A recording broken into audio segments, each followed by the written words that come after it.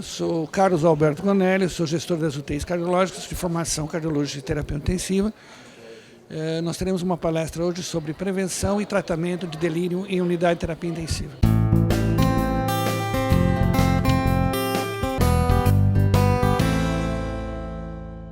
Jorge Salu, eu sou médico intensivista do programa de pós-graduação do Instituto Nacional de Câncer e pesquisador do Instituto D'Or de Pesquisa e Ensino. Obrigado pelo convite.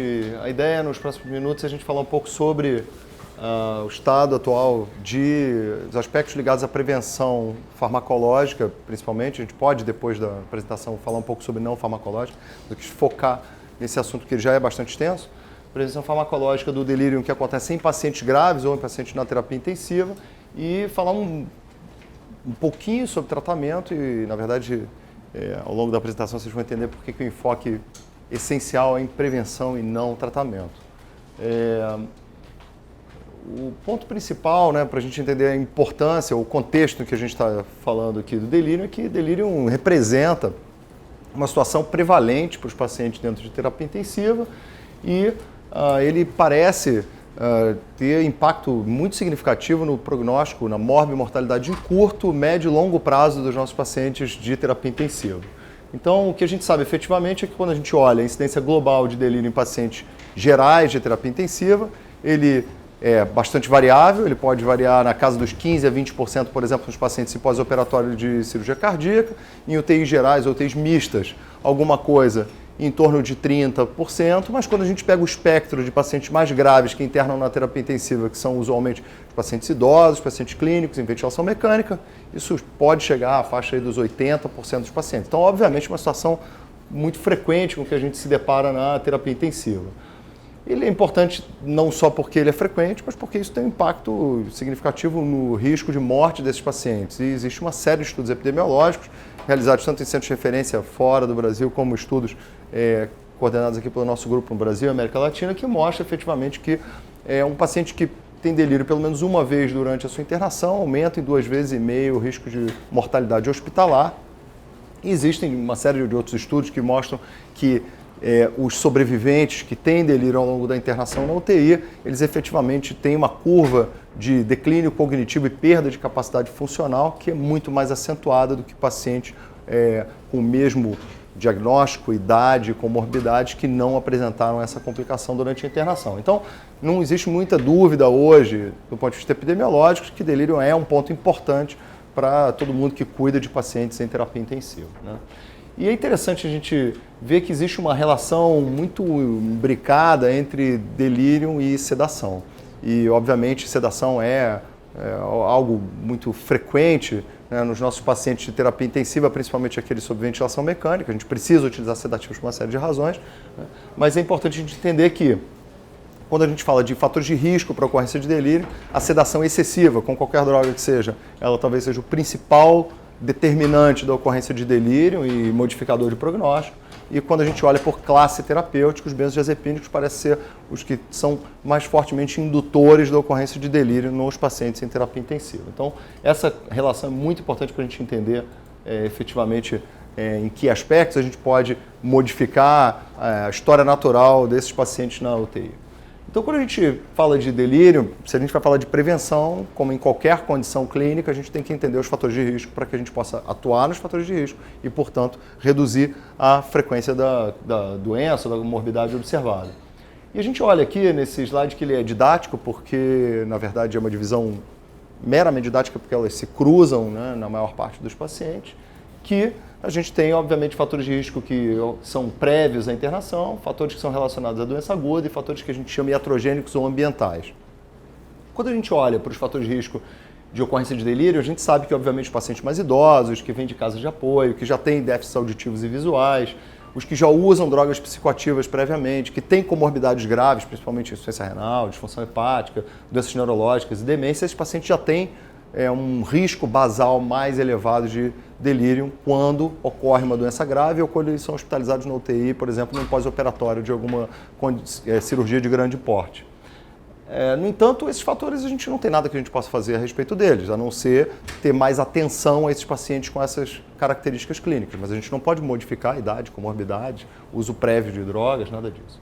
Da mesma forma, a gente sabe que o delírio ocorre com maior frequência em pacientes mais graves, ou seja, a gente pode usar os que têm scores de gravidade mais altos, né? O paciente que tem uma doença aguda mais grave, aqueles pacientes que têm um perfil metabólico diferenciado, ou seja, pacientes que têm mais hipo ou hiperglicemias, que têm disnatremias, alterações tiroidianas, uremia, sepse, hipotermia, febre, ou seja, coisas que são extremamente comuns dentro da terapia intensiva, mas que, mais uma vez, a gente tem muito pouca capacidade de intervenção nessa área aqui do meio, né? Porque são condições ligadas à doença do paciente e que a gente pode, no máximo, corrigi-las, mas não preveni-las de uma forma tão eficiente. Por fim, a gente tem alguns fatores que são fatores ligados ao processo de cuidado dos pacientes. E talvez aí seja a área que a gente tem que ter mais atenção. Então, esses fatores que a gente chama iatrogênicos ou ambientais, eles estão ligados ao processo de cuidado dos pacientes críticos de forma geral, né, e aumentam de uma forma exponencial, principalmente quando você combina esses fatores de risco, o risco da ocorrência de delírio. Então, o mais importante deles, obviamente, está ligado a drogas, né, que se utilizam comumente na terapia intensiva, sedativos, analgésicos, anticolinérgicos, mas também a outras medidas de suporte ou de cuidado dos pacientes, como contenção física, privação do sono ou a utilização de dispositivos invasivos, como catéteres enterais, venosos, urinários e tubos endotraqueais, onde a gente vai ter que ter uma atenção maior para, obviamente, quanto mais rápido a gente conseguir remover esse dispositivo, menor o risco de evento para esses pacientes. E, portanto, a gente talvez tenha que se concentrar nessa área aqui, quando a gente está pensando sobre prevenção especificamente. Mas um ponto importante é que, mesmo que a gente melhore muito os processos de cuidado e que otimize a questão ligada à contenção física, à privação de sono, dispositivos invasivos, etc., a gente tem todo aquele outro lado ali que a gente não pode modificar e, portanto, uma meta zero para delírio, como a gente estabelece meta zero para infecção de corrente sanguínea associada a catéter ou como se tenta estabelecer para PAV, eu acho que ela não é factível porque os pacientes já têm, pela sua condição pré-mórbida e pela doença aguda, um risco basal muito alto de desenvolvimento de delírio. Então a gente vai ter que trabalhar, talvez, com medidas farmacológicas que nos permitam agir de uma forma preemptiva ou de uma forma preventiva para cuidar desses pacientes de alto risco.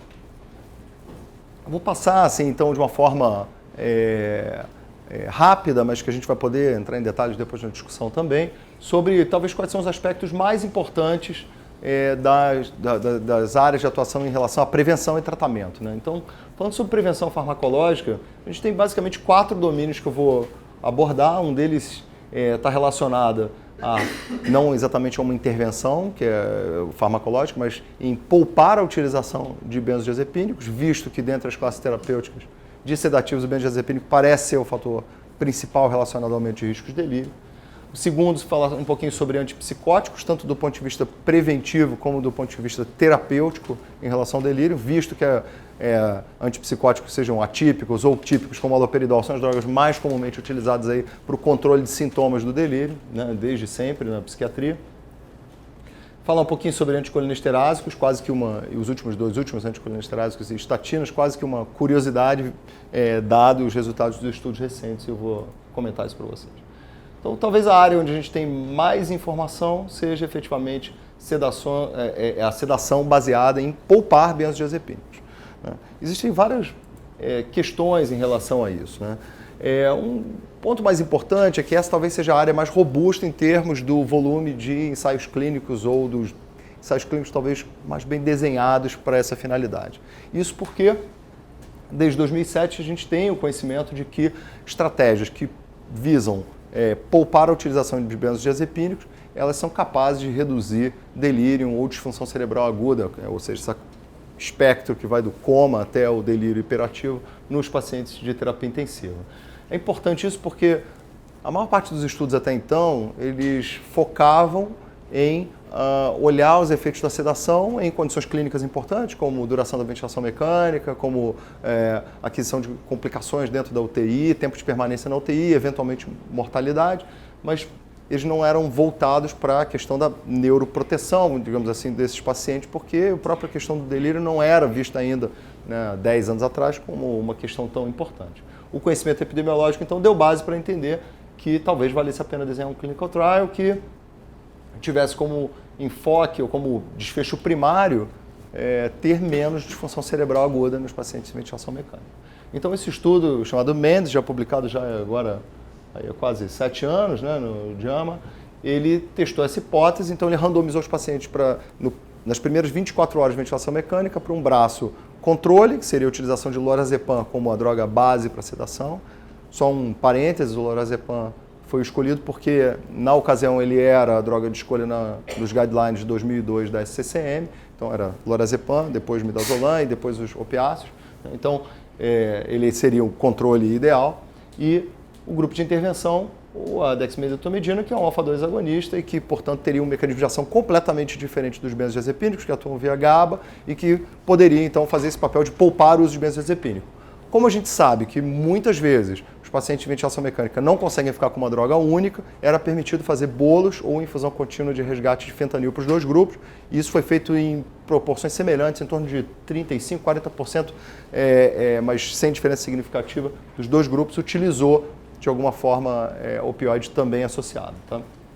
Efetivamente, o que esse estudo mostra que é interessante, além dele ter um desenho muito original para a época, é que os pacientes que então foram alocados no braço da intervenção, eles tinham mais dias livres de coma e delírio, ou seja, eles tinham efetivamente menos disfunção cerebral aguda quando comparados aos pacientes que recebiam lorazepam. O que a gente vê nesse gráfico aqui, de forma interessante, é que efetivamente na barra cinza a gente está vendo lorazepam, e aqui é o segundo dia, ou seja, logo depois da randomização, eles foram randomizados aqui no D1, tem uma frequência muito maior observada de delírio, isso é estatisticamente significativo, do que os pacientes na barra preta que receberam dexmedetomidina, e que existe um decréscimo importante e estatisticamente significativo durante a primeira semana para os pacientes alocados à intervenção, quando comparados aos pacientes de controle. Duas outras observações interessantes desse gráfico aqui. A primeira é a seguinte: como a gente está falando aqui de pacientes clínicos, em ventilação mecânica, pacientes idosos, ou seja, aquele grupo que a gente falou lá que tinha maior risco, que nos estudos epidemiológicos, alguma coisa entre 50% e 80% desses pacientes apresentavam delírio durante a internação, a gente vê que já no basal deles, ou seja, no momento da randomização, em torno de 60% dos pacientes já tinham o delírio diagnosticado pelo CAM. Então, pela ferramenta estruturada para diagnóstico de delírio para esses pacientes. Então, esse já é um ponto muito importante. O segundo ponto é que, de alguma forma, e até visualmente isso é interessante, a gente vê que o que ocorre é uma estabilização inicial da frequência de delírio com uma queda subsequente nos pacientes no braço do alfa-2 agonista, ao passo que existe um aumento da ocorrência de delírio nos pacientes que recebem lorazepam. E isso é condizente com o que a gente conhece da literatura, que doses cumulativas maiores de benzodiazepínicos induzem mais delírio nos pacientes críticos. Então é interessante olhar isso também. Por outro lado, o estudo não responde à pergunta se efetivamente a utilização do alfa-agonista ele trata o delírio e diminui o delírio, ou se simplesmente ele poupa o indivíduo dos efeitos deletérios do benzodiazepínico. De toda forma, o que a gente vê é que, numa escolha entre os dois, parece ser mais protetor fazer um alfa-2 agonista do que fazer benzodiazepínico para pacientes com esse perfil clínico. O que aconteceu de modo subsequente foi, naturalmente, várias pessoas se perguntarem se isso não se devia também ao fato de a gente estar falando de lorazepam, uma droga de meia-vida longa, com muitos metabólitos ativos e uma característica de utilização completamente diferente do que a maior parte do mundo utiliza e utilizava, que era benzodiazepínicos de curta duração, como midazolam, por exemplo. Então, 2 anos depois foi publicado um estudo chamado SEDCOM, que ele tem um desenho muito parecido, que era a randomização dos pacientes a, de novo, um alfa-agonista, o grupo de intervenção, versus midazolam para sedação de pacientes críticos. Todos esses pacientes eram pacientes de UTIs mistas, então tinha pacientes cirúrgicos, pacientes clínicos e pacientes em ventilação mecânica, naturalmente. Vocês veem que esse gráfico é praticamente idêntico ao gráfico anterior, né? E, de fato, ele serve de alguma forma como um confirmatório dos resultados do estudo anterior, ou seja, em torno de 60% dos pacientes tinham delírio no basal, eles começam a diminuir ao longo da primeira semana quando recebem a dexmedetomidina, eles têm um aumento inicial e depois uma estabilização no braço que recebeu benzodiazepínico, então um resultado muito parecido. Esse estudo tem uma mensagem de fundo também muito importante, que ele não tinha sido desenhado estritamente para avaliar a questão da evolução da disfunção cerebral aguda nos pacientes críticos. Isso era um ponto importante, porque ele servia como um clinical trial confirmatório, multicêntrico, confirmatório dos resultados do estudo anterior, mas ele também foi um estudo que avaliou a segurança de utilização por uma semana de doses um pouco maiores de dexmedetomidina quando comparados às doses tradicionais para os pacientes em ventilação mecânica e efetivamente ele conseguiu demonstrar esses aspectos de segurança também nesse estudo, não mostrando um aumento de eventos adversos significativos ou eventos adversos graves significativos nos pacientes que receberam dexmedetomidina. Um ponto interessante, voltando para o estudo Mendes, que é aquele anterior que eu mostrei para vocês, é que eles, no momento do desenho do estudo, eles tinham pré-especificado algumas análises, né? Então eles tinham, na verdade, entendido que talvez houvesse alguns subgrupos que se beneficiavam mais do que outros subgrupos de pacientes, e aí no próprio desenho inicial, no cálculo do tamanho amostral, eles esperavam ter um tamanho amostral suficiente para poder analisar alguns subgrupos. Um dos subgrupos que eles tinham interesse de olhar são os pacientes com sepse, porque esses pacientes, pelas características clínicas e por aspectos ligados à própria síndrome de disfunção orgânica múltipla que os pacientes apresentam, eles têm uma frequência maior de encefalopatia séptica, que na verdade é uma forma de delírio, e talvez pudessem se beneficiar de uma forma diferenciada da utilização de uma estratégia com alfa-2 agonista. E de fato, quando a gente olha especificamente os pacientes com sepse, e aqui eles estão representados pelo círculo e o triângulo são os pacientes não sépticos no braço de dexmedetomidina do estudo. O que a gente vê efetivamente do estudo Mendes é que os pacientes com sepse parecem ter mais benefício ainda do que a população geral. Então, eles têm não só mais dias livres de coma e delírio, mas também têm dias livres de ventilação mecânica e, na análise de mortalidade, eles têm uma mortalidade de 28 dias, que é significativamente menor. Aqui, só para lembrar, uma interpretação com cuidado, porque é uma análise de subgrupo, entretanto, isso está sendo testado prospectivamente no ensaio clínico, especificamente para essa população de pacientes. Outros grupos de pacientes também parecem ser importantes, né? A gente está olhando ali uma população de altíssimo risco, né? Pacientes clínicos ou pacientes mistos, mas que são pacientes de alta gravidade, média de Apache desses pacientes nesse estudo era de 26, então, quer dizer, pacientes muito graves efetivamente, e pacientes idosos. Mas outros subgrupos de pacientes, mesmo que apresentam frequência menor de delírio, como são os pacientes em pós-operatório de cirurgia cardíaca, eles parecem também ser uma população importante para a avaliação para essas intervenções. E esse estudo do grupo da Austrália e Nova Zelândia avaliou, então, aproximadamente 300 pacientes em pós-operatório imediato de revascularização miocárdica, e eles testaram intervenções, compararam então o dexmedetomidina com morfina para esses pacientes, e o que eles conseguiram mostrar efetivamente é que, de novo, a mediana de dias de delírio era diminuída de forma significativa, ele caiu de 5 dias para 2 dias. Isso, obviamente, esse estudo tinha como desfecho primário a questão da disfunção cerebral aguda, né? Com 300 pacientes, eles possivelmente, dada a baixa mortalidade que vocês conhecem melhor do que eu, hoje, da população de pacientes de revascularização miocárdica, eles teriam que ter um tamanho amostral muito maior para observar qualquer efeito em mortalidade. Então, o desfecho primário do estudo era a ocorrência de delírio, e eles conseguiram mostrar efetivamente redução de delírio no grupo dexmedetomidina, mas sem diferença de mortalidade. Mas, de novo, eles têm uma mortalidade em torno de 2%, e essa mortalidade em torno de 2% precisaria ter um tamanho amostral pelo menos 10 vezes maior para que eles pudessem observar ou ter poder para observar algum efeito de mortalidade aqui nesse estudo. Bom, saindo dos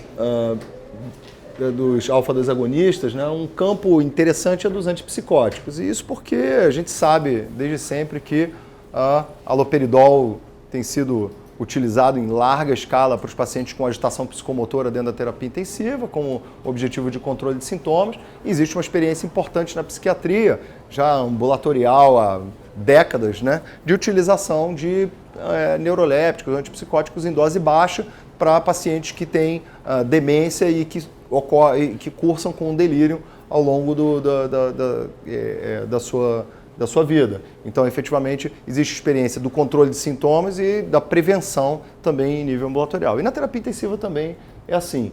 E uma série de estudos, então, nos últimos anos, vem sendo publicados em relação à utilização de antipsicóticos como medidas de prevenção ou tratamento de delírio. Eu vou falar aqui exclusivamente sobre prevenção.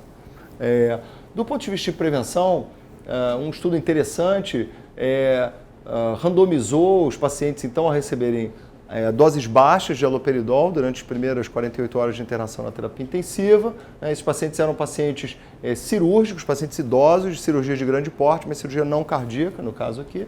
E eles randomizaram então os pacientes a receberem placebo ou haloperidol. Os pacientes do grupo placebo poderiam receber doses de haloperidol na ocorrência de agitação psicomotora como controle de sintoma, mas o grupo de intervenção era doses regulares a cada 8 horas como medida de prevenção. De modo bem interessante, esse estudo que envolveu quase 500 pacientes, ele mostrou que os pacientes que receberam haloperidol efetivamente tiveram não somente uma redução importante da frequência observada de delírio, de 23%, quase 24% para 16%, mas também eles tiveram uma redução importante da duração de internação na terapia intensiva. Então, uma droga de custo baixo que parece ser custo efetivo. No entanto, esse estudo tem algumas questões que merecem ser avaliadas, que é, por exemplo, um tempo de permanência extremamente curto, na terapia intensiva, quer dizer, na verdade, ele é estatisticamente significativo, mas eu estou diminuindo de 23 horas para 21 horas. E eu não sei qual é a relevância clínica efetiva desse tipo de desfecho de intervenção. Então, talvez não seja um dado clinicamente tão relevante ou passível de generalização.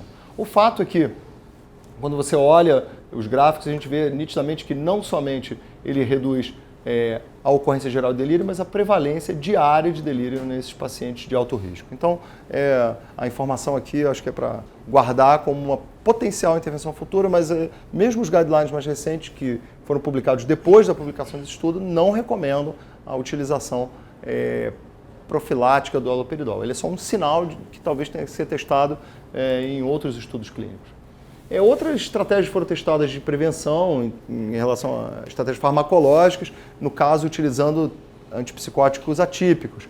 Isso pode ter interesse especial, porque os antipsicóticos atípicos, em princípio, têm menos efeitos adversos, principalmente os efeitos de parkinsonismo, que o haloperidol tem. Então, esse estudo já publicado também já há uns 7 anos, é um estudo de um único centro, 126 pacientes, em pacientes pós-operatórios de cirurgia cardíaca, ele randomizou os pacientes a receber uma dose de 1 mg de risperidona versus placebo, e o que ele mostra efetivamente é uma redução muito significativa, de 31% para 11% de delírio nos indivíduos que receberam a intervenção, ou seja, um risco relativo de 0,35.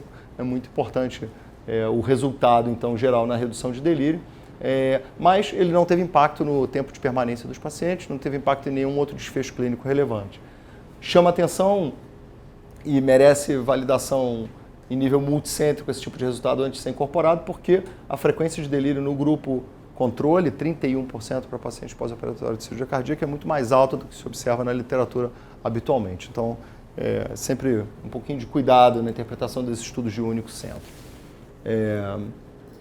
Outras formas de intervenção também vêm sendo estudadas. Então, vou falar um pouquinho de algumas, rivastigmina, estatinas.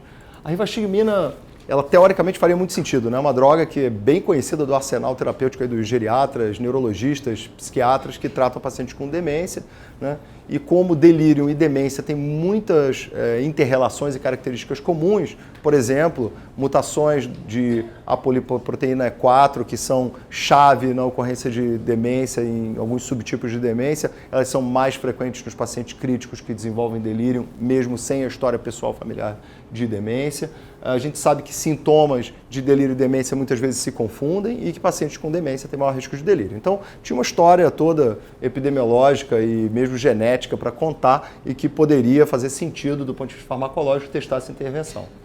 E foi o que foi feito. Então, esse ensaio clínico foi um ensaio clínico multicêntrico, randomizado controlado, que avaliou rivastigmina versus placebo como prevenção de delírio em pacientes em pós-operatório de cirurgia cardíaca eletiva.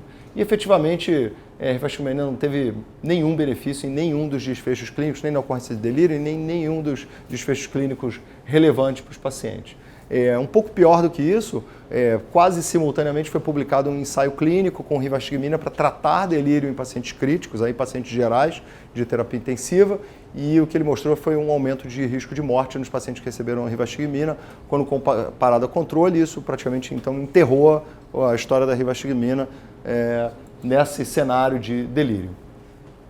Sobre estatinas existem algumas informações, né? Elas não são, infelizmente, de estudos randomizados controlados, eles são de estudos observacionais, mas é interessante a gente colocar aqui, existem 3 estudos da literatura, um está publicado muito recentemente, ainda não tem os resultados finais, mas um deles é o uso pré-operatório de estatinas em pacientes de cirurgia cardíaca. Então, na verdade, esse estudo ele é um estudo observacional, ele pegava pacientes que já usavam estatinas, pacientes que não usavam estatinas, ajustava para gravidade, idade, comorbidades, etc. E ele mostra uma redução de risco importante de ocorrência de delírio nos pacientes que já usavam estatinas. E um estudo, e isso parece ser mais importante no subgrupo de pacientes idosos, quando comparados aos pacientes mais jovens, com menos de 60 anos. É importante dizer que os efeitos que mediam esse resultado aí de redução de delírios não são bem conhecidos, né? Na verdade, existe toda uma questão de que um dos fatores ligados à patogênese do delírio é a resposta inflamatória sistêmica e aspectos de vasorregulação no sistema nervoso central e que a estatina poderia ter algum efeito nisso, mas efetivamente isso não é bem conhecido e tem alguns estudos experimentais em andamento para isso.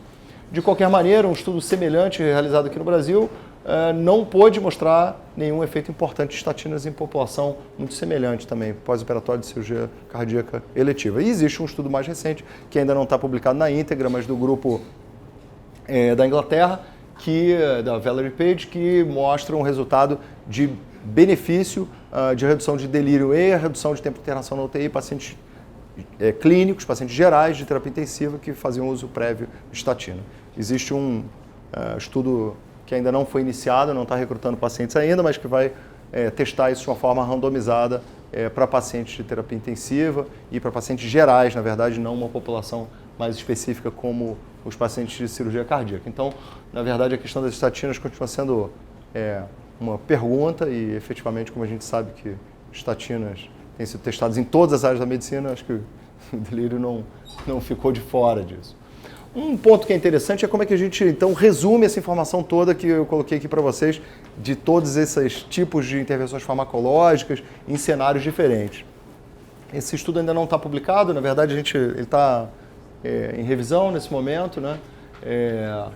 E o que a gente fez, na verdade, foi uma meta-análise de prevenção farmacológica e das medidas terapêuticas também, que eu vou comentar agora mais no final da apresentação, em relação aos pacientes com delírio em terapia intensiva. A gente não fez nenhum tipo de exclusão em relação a populações específicas, a gente colocou todos eles, a gente fez subanálise de grupos especiais, mas a gente tratou pacientes críticos em geral, na nossa população-alvo, e a gente, então, tentou resumir, e esse é o gráfico que mostra efetivamente, o forest plot que mostra para a gente o papel de diferentes intervenções farmacológicas na redução de risco de delírio. Então a gente vê aqui alfa-2 agonistas, clonidina, dexmedetomidina, nos vários tipos de intervenções, e antipsicóticos, haloperidol, risperidona e também a rivastigmina que eu tinha falado e estatinas. Quando a gente olha, obviamente, os tamanhos amostrais são completamente diferentes e a heterogeneidade das populações é muito distinta, mas o que a gente consegue ver é que,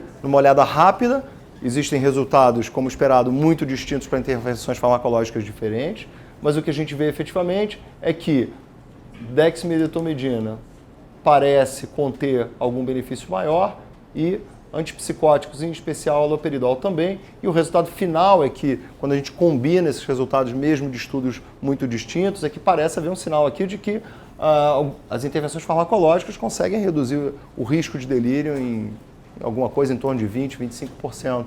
Né? E isso é bastante significativo, né, para a nossa população de alto risco de pacientes.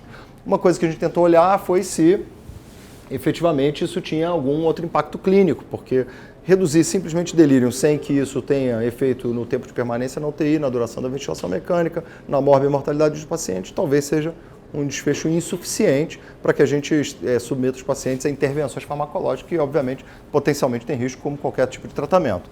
Quando a gente olha, a maior parte dos pacientes tem a forma mista, é quase metade dos pacientes, e os outros 40 e poucos por cento vão ter formas hipoativas puras. Nesses pacientes, a gente, embora eles sejam de pior prognóstico, a gente não conhece hoje intervenções farmacológicas que beneficiem esse subgrupo de pacientes e certamente não parece ser a utilização de drogas que têm ação sedativa ou drogas psicoativas como como antipsicóticos, que vai trazer benefício para essa população de pacientes. Existem outras intervenções de terapia cognitiva, estimulação física, etc., que estão sendo testadas e essas talvez sejam mais promissoras do que a intervenção farmacológica em si.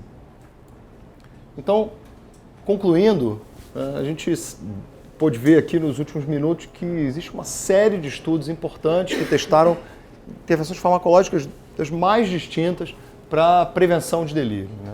E prevenção de delírio, obviamente, é importante porque delírio, a gente viu, ele não só é muito frequente, mas ele tem um impacto muito significativo na morbimortalidade e nos custos da internação dos pacientes de terapia intensiva.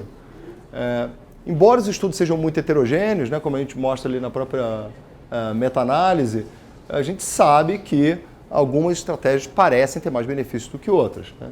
Então, obviamente, estatina e rivasquimina são, nesse momento, para ser esquecidas, né, até que, se estudos futuros venham mostrar algum benefício, mas efetivamente, por outro lado, estratégias que sejam poupadoras da utilização de benzodiazepínicos, e onde existe mais evidência nos alfa-2 agonistas, como dexmedetomidina, ou utilização de antipsicóticos, elas sim parecem ser estratégias que têm benefício do ponto de vista de intervenção no sentido da prevenção do delírio. O que a gente tem que lembrar aqui de uma forma diferente é que o uso de antipsicóticos e haloperidol como medida preventiva, embora haja um sinal de que ele funciona, ele precisa ser validado em estudos de escala maior. No entanto, a estratégia de poupadora de benzodiazepínico, especialmente com alfa-2 agonista, ela tem validação porque os estudos foram ensaios clínicos randomizados controlados, cujo desfecho primário era a ocorrência de disfunção cerebral aguda, e eles testaram essa hipótese em diferentes populações de pacientes clínicos, pacientes cirúrgicos, todos eles sob ventilação mecânica e pacientes pós-operatórios de cirurgia cardíaca. Então a gente parece ter vamos dizer assim, um conjunto de informações um pouco mais robusto para subsidiar isso. E nesse caso a gente não está aqui dizendo que você deve utilizar isso para prevenir delírio, mas que na sua escolha de sedação você faça uma escolha que minimize a utilização do benzodiazepínico em favor de outros tipos de escolhas de drogas.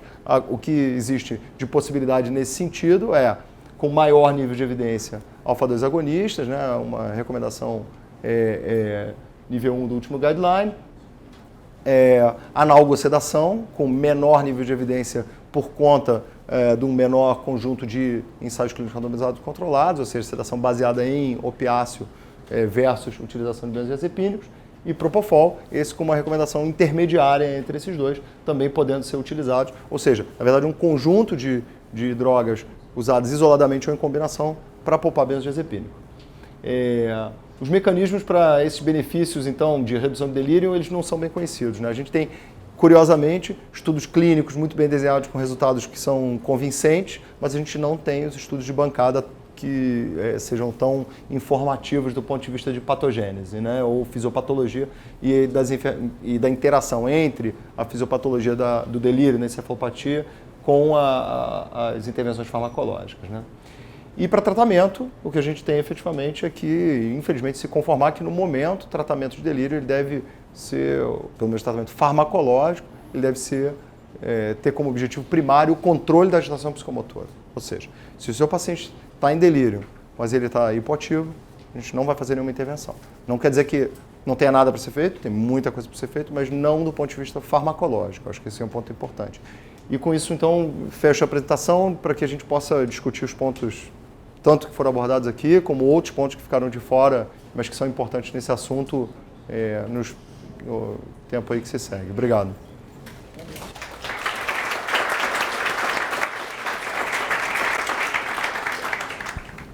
Nos pacientes hiperativos, o antipsicótico, nós usamos muito quetiapina. A gente tem um resultado bastante significativo. Isso pode do perfil de paciente que a gente tem em termos social, né? E a gente percebe que a resposta é bastante satisfatória. E eu acho que é até superior ao haloperidol a resposta. Você tem alguma coisa para me falar nesse nível? Acho que assim, quetiapina é uma das drogas que tem sido mais testadas, né? O que a gente tem de resultado de estudos são estudos com um pequeno número de pacientes. O melhor estudo com quetiapina, vocês imaginam, é um estudo randomizado controlado que tem 30 pacientes em cada braço, é difícil, mas ele tem uma característica interessante que, mesmo nesse estudo com um número pequeno de pacientes, a gente fizeram uma análise muito pormenorizada sobre resolução de sintomas. E o grupo controle recebia haloperidol para controle da agitação. E a resolução de sintomas é mais rápida, com menos efeito residual depois da interrupção e com menos efeito colateral. A impressão é que, obviamente, você tem que fazer uma avaliação de custo-benefício, mas que efetivamente a quetiapina parece ser uma droga interessante para a resolução de sintomas. E a vantagem de, embora ela não seja uma droga tão titulável, mas que você pode manter a utilização no pós-UTI, eventualmente, para o paciente, sem precisar que seja utilização intravenosa, né? Essa é a vantagem de um lado e a desvantagem do outro, porque pacientes com agitação muito intensa, que precisam de uma ação ultra rápida, provavelmente vão se beneficiar mais de haloperidol intravenoso ou dexmedetomidina, por exemplo, que tem uma ação parenteral mais rápida, mas efetivamente parece uma droga interessante, sim. Você mostrou num dos quadros que a clonidina foi testada e não alterou nada, né, pelo que eu vi. E é um alfa-2 agonista igual a dexmed. Tem alguma explicação para isso? Eu acredito que a explicação, quer dizer, tem algumas explicações, mas talvez a principal está ligada à afinidade da clonidina pelo receptor. A afinidade da dexmedetomidina pelo receptor alfa-2 agonista, ela é muito superior da clonidina. Então, com doses muito menores, você consegue ter um mecanismo de interação de agonismo alfa-2 muito maior. Então, na verdade, provavelmente é para propriedade farmacológica, efetivamente, né? E porque essa interação e afinidade pelo receptor no sistema nervoso central faz com que o efeito, vamos dizer assim, sedativo ou o efeito neuro seja mais intenso. Isso é uma vantagem da dexmedetomidina nesse cenário. E no cenário de utilização ambulatorial, controle de pressão arterial, etc., que é o clássico da clonidina, também é uma vantagem ela ter uma afinidade mais baixa, porque ela vai ter menos efeito colateral. Você imagina se ela tivesse uma afinidade muito alta, a gente não ia conseguir prescrever clonidina para o nosso paciente hipertenso no ambulatório, porque ele ia ter um efeito sedativo muito maior. Acho que tem muito a ver com as propriedades farmacológicas das duas, que são distintas nesse aspecto. Com relação a estatinas, o nosso perfil de paciente, realmente, a maioria já vem tomando estatina. E a gente percebeu de um tempo para cá, alguns anos, que a incidência vem diminuindo de delírio no pós-operatório. É um estudo bastante interessante para que a gente possa observar com mais cautela. Você tem alguma outra informação mais recente que possa justificar isso? A gente tem um estudo experimental, está publicado com um modelo experimental de sepse, um modelo de malária cerebral, não porque a gente estivesse interessado em malária, mas simplesmente porque é uma infecção com alteração cognitiva muito importante. E a gente avaliou com microscopia intravital a ação de vasorregulação cerebral e mediada por estatina. Com isso a gente viu que, comparado com o placebo, obviamente, quando você usa estatina, você tem menos leak vascular. Então, isso pode ser um fator, né? Na verdade, você ter menos vasodilatação e desregulação de permeabilidade vascular do sistema nervoso central. Esse parece ser um dos fatores que está associado ao benefício da estatina, o potencial benefício da estatina em relação às questões neuropsiquiátricas, vamos dizer assim, né? Delírio e outras manifestações. Uma segunda coisa é que elas não parecem ser todas iguais, então estatinas diferentes parecem modular isso de maneira distinta, mas efetivamente o caminho parece estar ligado à questão de permeabilidade vascular. A gente chegou a fazer microscopia, a gente chegou a fazer ressonância dos animais e a gente chegou a fazer patologia, a gente fez teste de atenção e memória e todos os domínios são melhores nos animais que são tratados com estatina. Então, bem, o caminho parece ser esse. Então a gente tem alguma informação, uma parte dela está publicada já, outra não, de que isso possa ser talvez o mecanismo que explique o potencial benefício. Agora, como isso vai ser utilizado num ensaio clínico randomizado controlado, eu não sei. Eu tenho dúvida não, eu acredito que estatina não seja para todos os pacientes críticos. A questão é se vai se randomizar baseado na gravidade e nas comorbidades, ou seja, tentar achar um conjunto que demonstre assim, esse paciente tem um perfil que ele tem alto risco de desenvolvimento, então eu vou fazer de delírio, então eu vou fazer isso preventivamente, ou se vai se randomizar depois, porque o que a gente vê também é que a gente chega atrasado, né? Quando a gente olha lá os estudos, o MEDS, o SEDCOM, no primeiro dia, quando o paciente está em ventilação mecânica, 60% tem delírio. Então, talvez assim, seja uma questão preemptiva, não é nem profilaxia, nem é tratamento, propriamente. Né? Eu acho que os ensaios clínicos deveriam ir por aí, pelo menos é a minha impressão. Uma outra pergunta que a gente... Como você, em relação à morfina e à dexmedetomidina, como o comportamento do paciente? Como que você vê melhor o que se torna mais rápido, que se torna melhor, mais confortável para o paciente. Tá, isso é bem interessante. É. Acho que um ponto que a gente não abordou aqui de propósito, né, porque a gente estava falando de prevenção e tratamento de delírio, é a questão de qual é o nosso alvo de sedação para o paciente. Mas acho que vale a pena comentar em função disso que você me perguntou. Então, assim, eu acho que uma mudança muito expressiva do que a gente fazia e do que estava recomendado pelos guidelines 10, 15 anos atrás e da tendência hoje é o nosso alvo de sedação. Eu costumo falar de brincadeira até com os residentes e tudo, eu falo assim que quando eu era residente, o paciente bem sedado era o paciente muito sedado. Você perguntava assim, o paciente está bem sedado? Você podia saber que ele estava em coma, se a resposta fosse sim.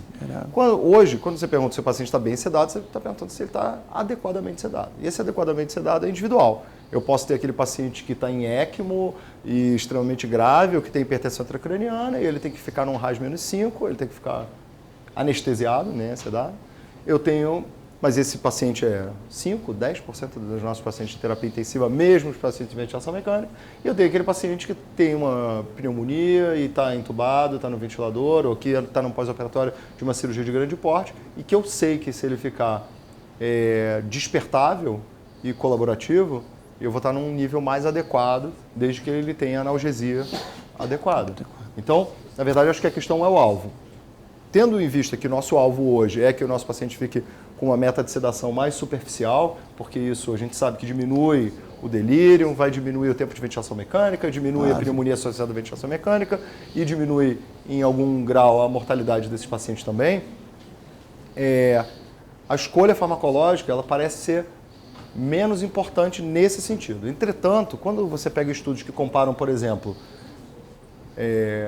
dexmedetomidina, midazolam e propofol, o que se vê é que a cognição para o mesmo grau de sedação, porque a escala de sedação mede coisas que são um pouco superficiais, né? De uma forma um pouco rudimentar. Né? Ela não é uma escala de cognição, ela é uma escala de sedação.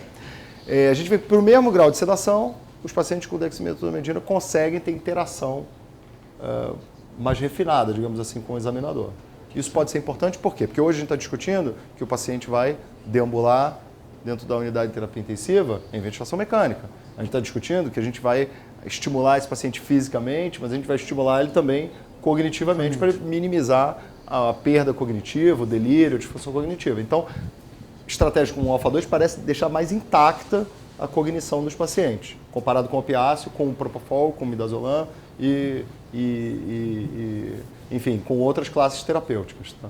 Então, acho que isso talvez seja o grande diferencial. Uma vez que você joga uma meta de sedação mais alta, seja a questão da cognição do paciente. No paciente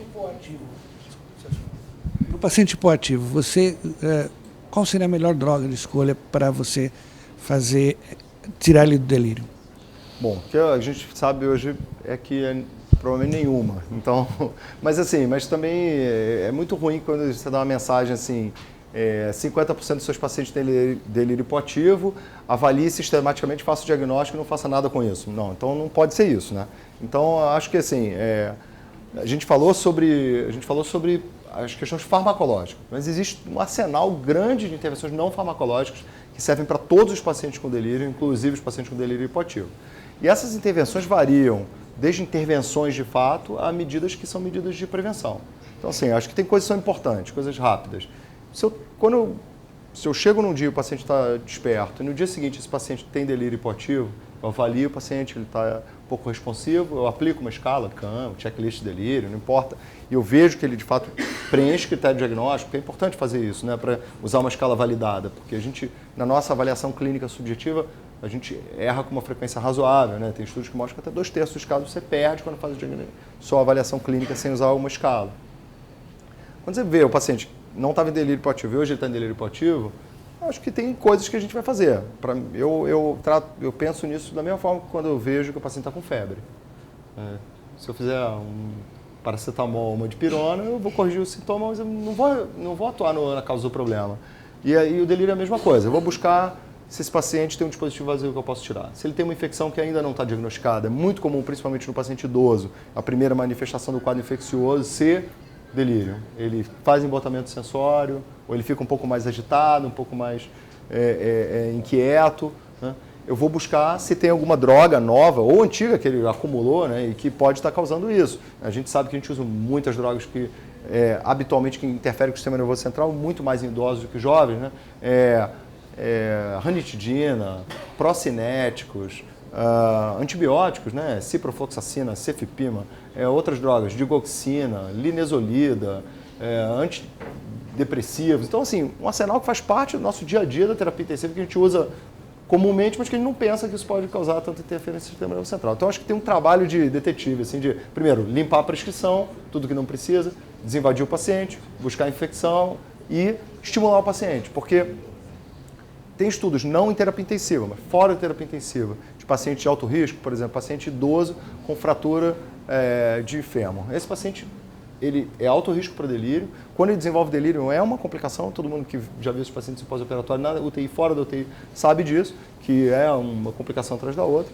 E existem estudos que mostram, por exemplo, que nessa população ortopédica de pacientes idosos de alto risco, você implementar algumas coisas que são só boa prática clínica, né? Você coloca lá os óculos no paciente, coloca o aparelho auditivo, toda vez que alguém vai ver o paciente, chega lá, bom dia, seu fulano, eu sou fulano de tal, hoje é dia tal, hora tal, trazer, deixar a família perto, dar literatura para esse paciente ler, o jornal, qualquer coisa que seja de interação. Eu, pessoalmente, acho que a televisão não ajuda muito, eu não vejo os pacientes vendo televisão, eles não veem a televisão. A televisão eu assisto eles não veem televisão. Eles ficam ali, a televisão está ligada, eles viram para um lado, viram para o outro, eles não estão olhando nunca para a televisão. Mas outras coisas que têm mais interação. Então, tem um ensaio clínico publicado no New England em 99, já há bastante tempo, que randomizou os pacientes para isso. Tratamento habitual versus isso, todos esses cuidados que eu falei, e mais rastreia ativamente ele para controle de dor, hipoxemia e desidratação. Só isso diminuiu 20% a ocorrência de delírio nos pacientes. Então, assim, eu acho que tem um cuidado geral que eu me incluo totalmente nisso, tá? A gente acha que a gente faz para todo mundo, mas que quando a gente sistematiza, a gente consegue fazer melhor e que provavelmente está ligado à redução da ocorrência de delírio também.